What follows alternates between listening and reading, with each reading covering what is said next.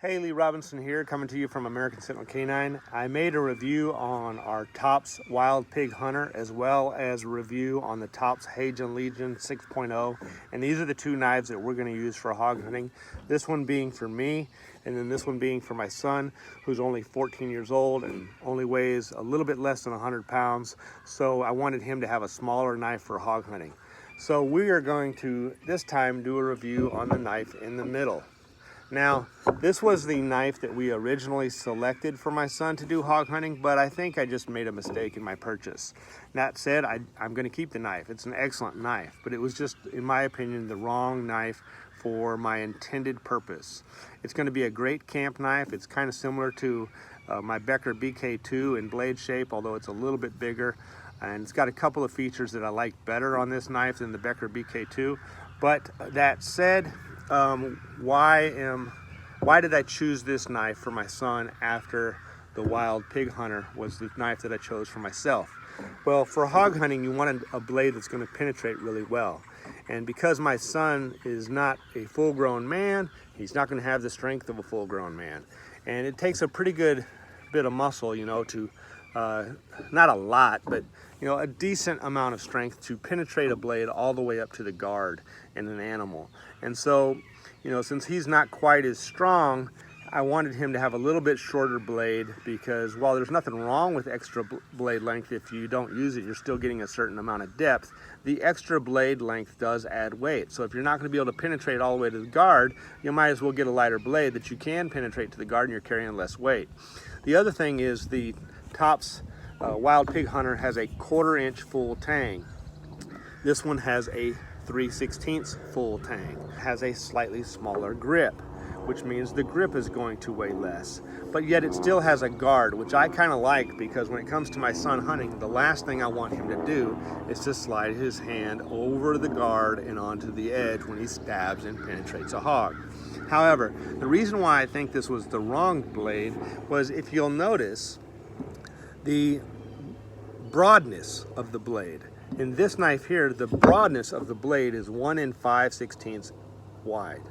So I wanted to really kind of stay with this same broadness, or maybe even go a little less, but I still opted with this design because I just think it's a phenomenal knife. But after getting it, I'm not so sure it was the right one for penetration, because while it's still a very simple design and it should penetrate very nicely, is it going to be easier when it's also broader? Possibly not. So with that regard, that's why we chose the Hazen Legion 6.0. You'll notice that the broadness of this blade is only, they call it a 1-inch blade on their website, but it's actually more like 1 1/32. It's a little over an inch. It's not quite 1 1/16, I don't believe, but it's close. And these two knives are both 3/16 full through the grip, and they're both 6.5 inches to the end of the grip. Actually, it's kind of weird. If we line them up this way, they're so close in length that you really can't see. But microscopically almost, the Hazen Legion is a tiny hair longer.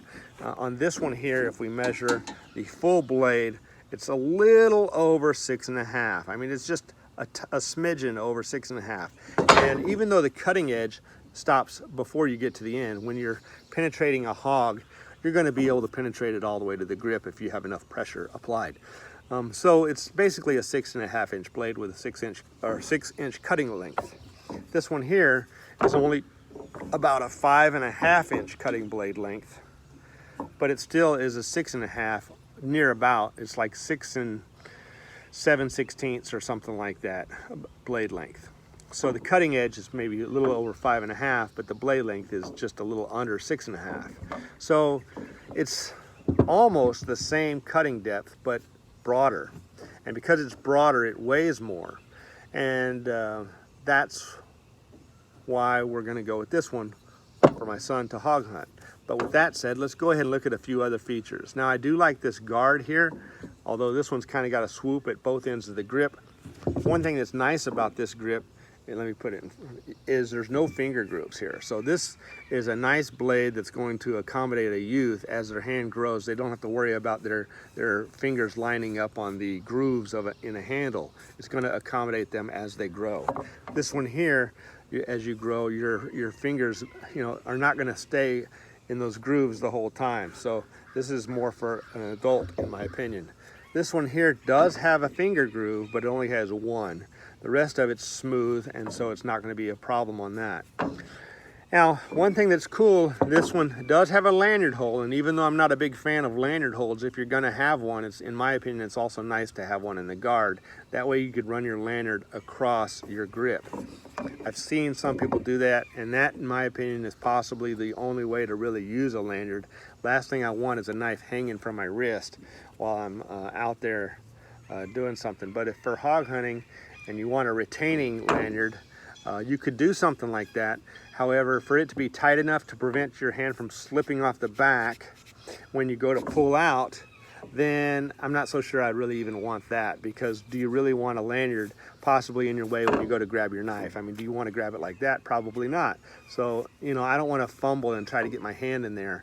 And so I'm not a big fan of lanyards, but if you're going to have one, having the ability to run from the end of your grip to your guard is probably the way to do it for a hog hunting application. Now, for other applications, maybe not. I'm not trying to get into other applications. I'm only describing my use. Now, another thing that's kind of cool about this knife is you can really see this dark line here. What this is the temper line. Down here on the edge, we have a 58 Rockwell hardness, and on the spine, there's a 56, and this is made out of a high carbon steel with a linen marcata grip. Now, you see a finger groove here. That's so you can do these fine tasks that are like around the camp when you want to shave something and really have good control. If you're making feather sticks or something for a fire, I'm not going to be able to do that with a 4x4 because the grain is cross grain on this. But that's what that is for. And some people might be concerned about your finger running over the edge when you do that, but you're really kind of bracing your finger downward against this guard, so that's not really a concern because you're kind of squeezing your fingers together, which keeps your finger from going forward. So that kind of eliminates that concern. It's a nice knife, similar to the BK2 in my opinion in many ways. However, I do like this knife a little bit better than the BK2 for really two primary reasons. One, it's got the linen marcata grip, which I prefer, and two, it's got a tempered line, which makes my edge harder than the spine, and that's a nice advantage. I don't believe BK does that in their knives.